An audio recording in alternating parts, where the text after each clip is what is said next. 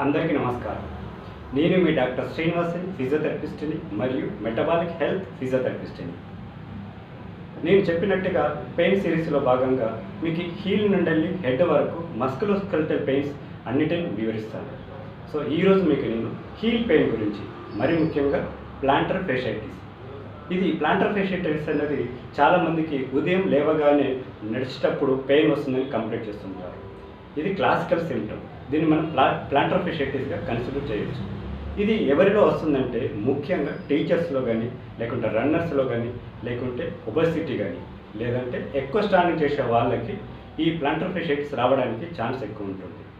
ఈ ప్రపంచంలో దాదాపు 4 కోట్ల మంది ఈ ప్లాంటర్ ఫేషియటిస్తో బాధపడుతున్నారు.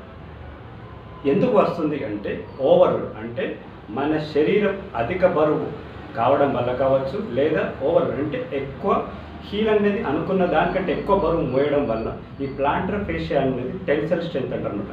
స్ట్రెచ్ గురై ఇన్ఫ్లమేషన్ కావడానికి ఛాన్స్ ఎక్కువ ఉంటుంది. దానివల్ల మనకు ఈ ప్లాంటర్ ఫేషియటిస్ రావడానికి ఛాన్స్ ఎక్కువ ఉంటుంది. సరే, వచ్చిన తర్వాత ఏం చేయాలి? చాలామంది ఏం చేస్తారంటే 1 మంత్ వరకు ఏ డాక్టర్ని కన్సల్ట్ కాదు. తర్వాత కన్సల్ట్ అయ్యేసరికి మీకు ఆ ప్లాంటర్ ఫేషియటిస్ తగ్గడానికి చాలా టైం పడుతుంది.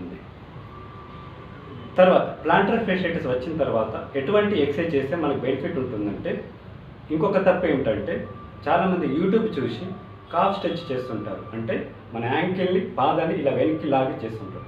ఇలా చేయడం వల్ల మీ ప్లాంటర్ ఫేషియా స్ట్రెచ్ అయ్యి మీకు పెయిన్ రావడానికి ఇంకా ఎక్కువ ఉంటుంది.